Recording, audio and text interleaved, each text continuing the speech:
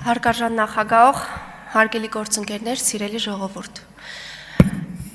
Աննա Մկրտչյանը լքեց դալիճը, ես հարց էի ուզում տալ Աննա Մկրտչյանին, երբ 2024 թվականին իր հայրը որդու հետ, այս դեպքում իր եղբոր հետ, հայր եւ որդի ձեռք ձեռքի բռնած գնում էին դատախազություն, որպեսզի ապօրինի ծագում ունեցող գույքի, բռնագանձման համակարգի ներդրման արդյունքում այնտեղ վարույթ կար, պիտի պատասխանեին հարցերի, արդյոք նույն կեցվածքով, այս նույն պահվածքով էին գնացել դատախազություն եւ պատասխանում հարցերին, թե գլուխները կախ պատասխանում էին մի շարք հարցերի։ Շատ կուզեի այս հարցի պատասխանը ստանալ։ Անցնելով առաջ, իհարկե չեմ կարող չխոսել Գյումրիում վերջին օրերին տեղի ունեցողի մասին։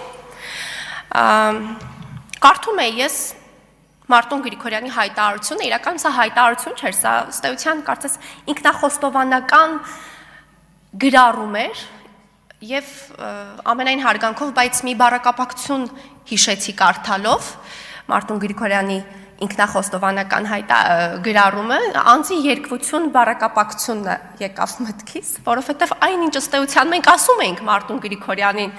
ամիսներ շարունակ, նա արտացոլել էր իր գրառման մեջ, ասում էր, ինչ է գրել, ասում է, այ ասողին լսող էր պետք։ Պարոն Գրիգորյան, ձեզ մեռանք ասելով, ասողին լսող է պետք։ Երկրորդ միտքը, որը ցնցեց, շատ պարադոքսալի իդեպ միտք էր, ասում է, ես ասում էի, որ խոցելի թեկնածուի միջոցով քաղաքը ուզում են տանել։ Ստեղ մի փոքր անկեղծ չի գտնվել, կարծում եմ պարոն Գրիգորյանը, ոչ թե խոցելի երևի ուզեցել է գրառման մեջ ընդգծել ենթադրյալ կաշառակեր, որովհետև խոցելին դարձնում էիք քաղաքապետ, այս ինչ իրարամերժ գործողություններ եք անում, պարոն Գրիգորյան, իդեպ իսկապես երկրորդելով Տիկին Պալյանին, ուր է պարոն Գրիգորյանը, մշտապես կորցնում ենք պարոն Գրիգորյանին։ Սեյրան Օհանյանի հայտարարությունն էր շատ հետաքրքիր, ասում եմ, մենք սատարում ենք, ուշադրություն խնդրում եմ, հարգելի գործընկերներ, գյումրեցիների մեծամասնությանը, ովքեր իրենց ձայնը տվել են Վարդան Ղուկասյանին, ստեղ էլ մի տեսակ հիշողության կարծես պրոբլեմ ունենք, կամ թվային գիտելիքների, որովհետև ըստ էության ձայներ չեն տվել,